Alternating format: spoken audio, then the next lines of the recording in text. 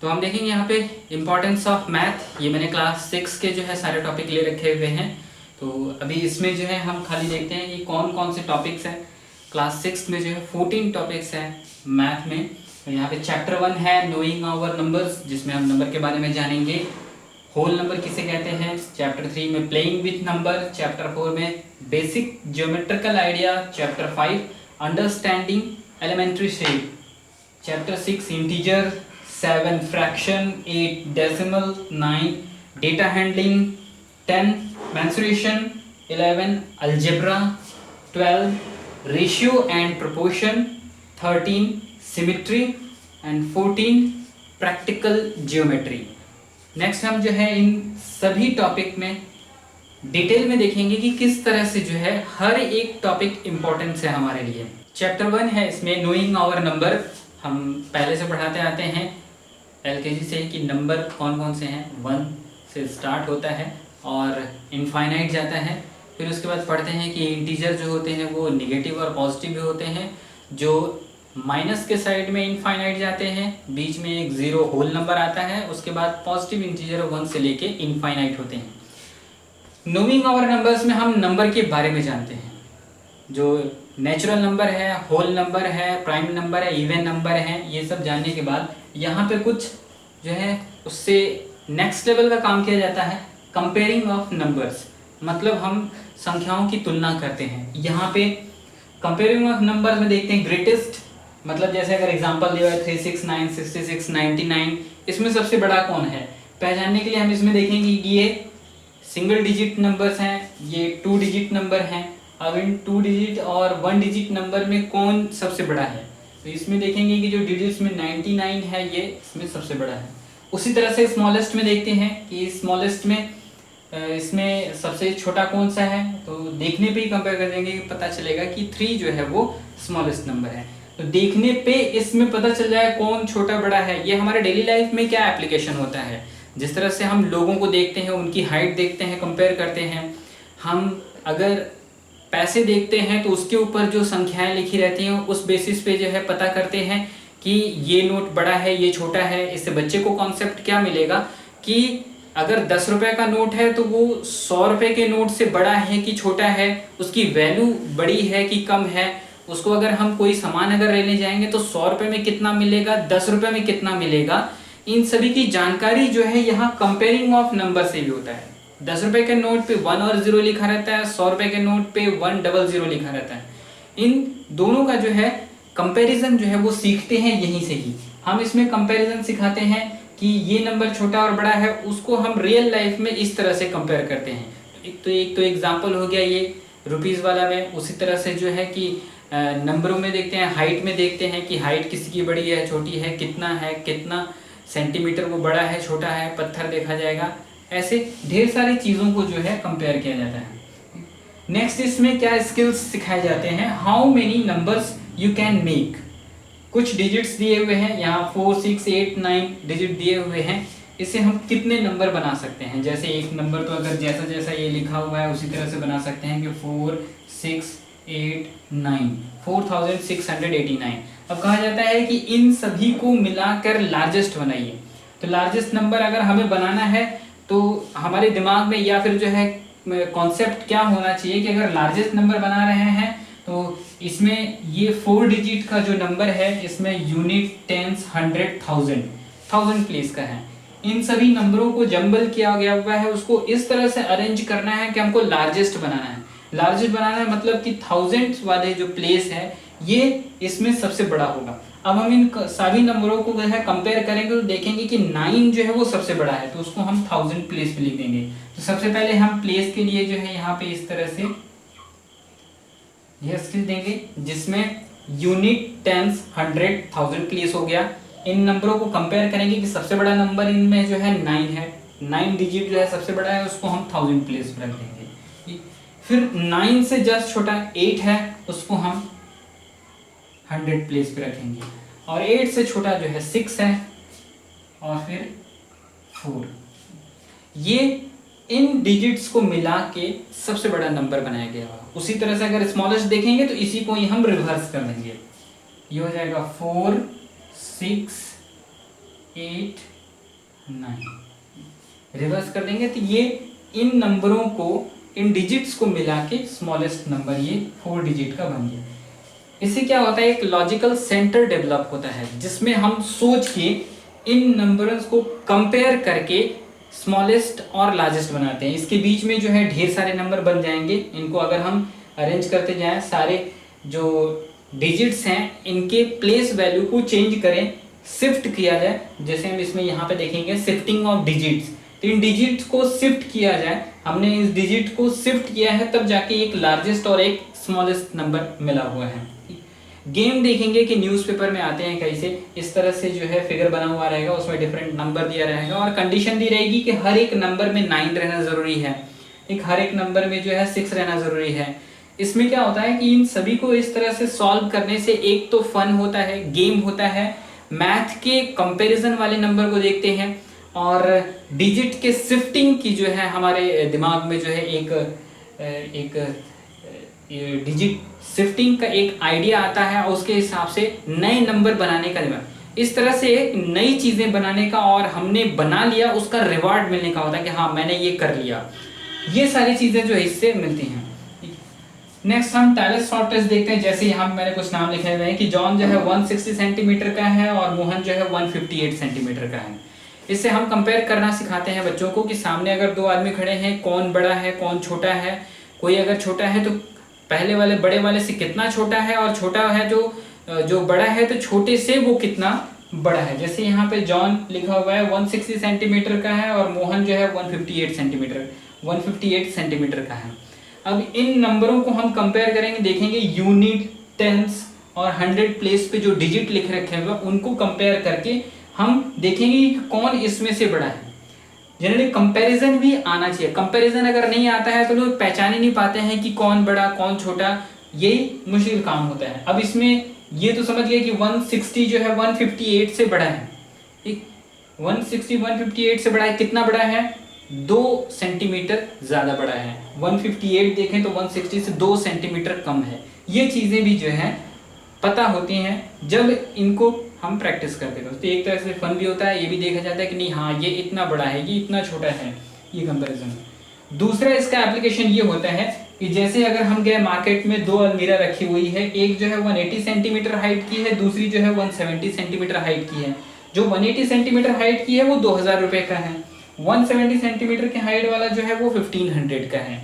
ये जो फर्क है क्यों, अब हम इसमें जो है कंपेयर करेंगे कि कौन से हमारी जरूरत और बजट में आता है। कंपैरिजन अगर नहीं देखेंगे तो फिर जो हम अपने बजट को भी डिसाइड नहीं कर पाएंगे। तो यहाँ पे हम देखेंगे 180 और 170 सेंटीमीटर में सिर्फ 10 सेंटीमीटर का फर्क है। 10 सेंटीमीटर कोई ज्यादा मायने नहीं रखता है, लेकिन यहाँ पे पैसे जो है वो लगभग 500 रुपीज का फर्क है।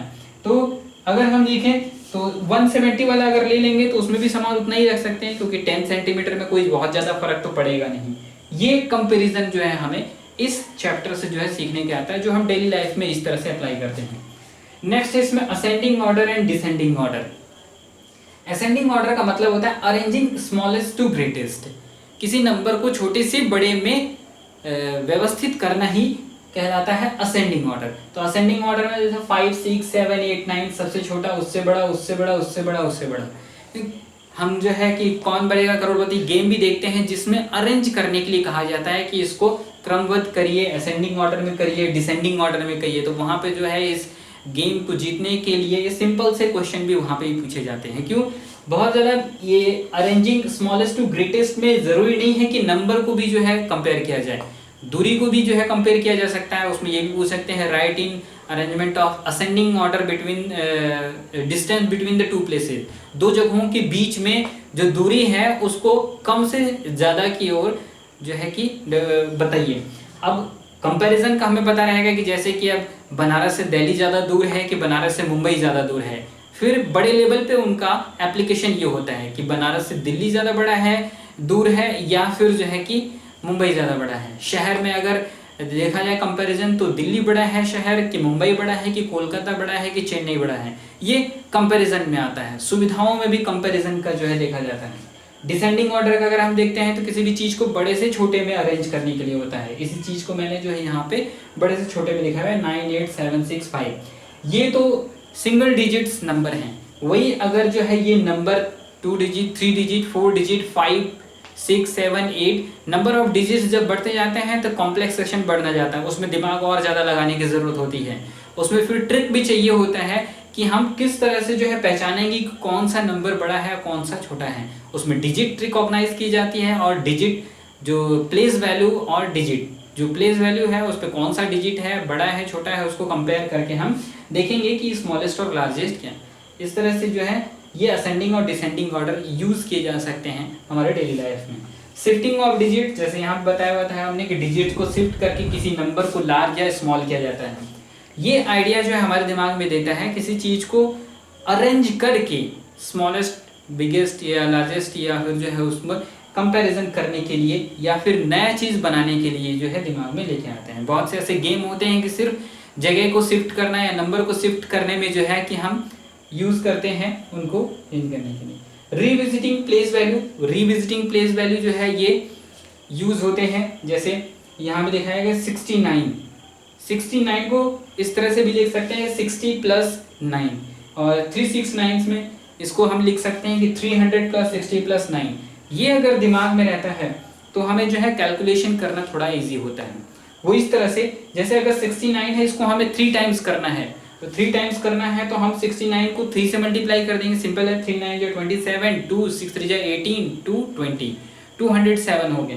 ठीक, वही अगर हम यहाँ पे भी कर सकते हैं 3 9 = 27, यहाँ पे आ जाएगा 7 और 2 इस पे लग जाएगा तो 6 3 = 18, 2 20, 207। इसको देख के अगर ये लगता है कि नहीं इसको मल्टीप्लाई करना थोड़ा टफ है तो उनको इस तरह से बांट सकते हैं हम 300 प्लेस, 10 प्लेस और 1 प्लेस।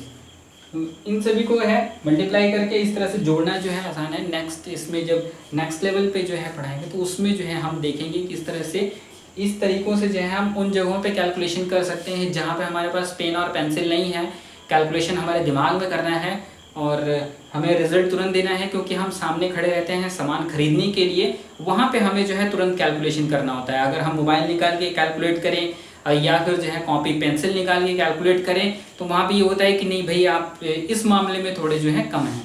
तो इन कैलकुलेशन को दिमाग में करने के लिए हमें कुछ रूल्स एंड रेगुलेशन जो है वो जानने पड़ते हैं। तो ये बड़े कैलकुलेशन करने के लिए तुरंत ये यूज़ किए जा सकते हैं। 9वें और नंबर में हम देखते हैं किस तरह से कॉमा लगाया जाए इंडियन सिस्टम में। इंडियन सिस्टम कहने का मतलब ये जो हम नंबर लिखते हैं इंडियन सिस्टम है और इसमें कॉमा कहाँ लगाया जाता है वो देखते हैं। यूज़ ऑफ कॉमा में वंस, इकाई, दहाई, टेंस, 100, 1000 में कॉमा लगाना स्टार्ट होता है। यहाँ पे 30 के बाद वंस, टेंस, 100 के बाद यहाँ पे कॉमा लगा तो ये 1000, फिर 10,000। जब 1 लाख होगा तो ये फिर 2 0 के बाद ही कॉमा यहाँ पे लग जाएगा। 1 लाख, 10 लाख, करोड़, 1 करोड़, 10 करोड़, फिर करोड़ के बाद अरब, ये 1 अरब, 10 अरब, खरब, 10 खरब, नील, 10 नील, पदम, 10 पदम, शंख, 10 शंख। तो ये 10 शंख में देखेंगे लगभग 1 2 3 4 5 6 7 8 9 10 11 12 13 14 15 16 17 18 0 है। तो ये इंडियन सिस्टम है जिसमें स्टार्टिंग 3 के बाद हर 2 प्लेस वैल्यू पे जो है कॉमा लगाया जाता है। तो स्टार्टिंग में सिर्फ 3, जबकि इंटरनेशनल सिस्टम में हर 3 के बाद जो है कॉमा लगता है। नेक्स्ट हम देखते हैं इंटरनेशनल सिस्टम। यहाँ पे हम देखेंगे इंटरनेशनल प्लेस वैल्यू चार्ट में कॉमा लगाना। Indian system place value chart में हमने देखा कि इकाई, दहाई, सैकड़ा, हजार जब शुरू होता है तो उसके पहले जो है कॉमा लगाया जाता है। मतलब पहला कॉमा 3 डिजिट के बाद और दूसरा कॉमा 2 डिजिट के बाद, तीसरा कॉमा 2 डिजिट के बाद, ऐसा चौथा, पांचवा कंटिन्यूअसली हर 2-2 डिजिट के बाद जो है Indian system of place value में जो है कि ऐसा लगाया जाता था।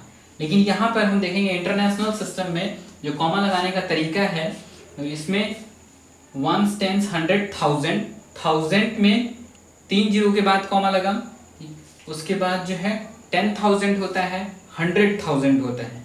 100,000 के बाद 1 मिलियन, तो यहाँ पे 3 जीरो के बाद कॉमा था, फिर 3 जीरो के बाद कॉमा है। उस तरह से देखेंगे तो मिलियन, 10 मिलियन, 100 मिलियन और बिलियन।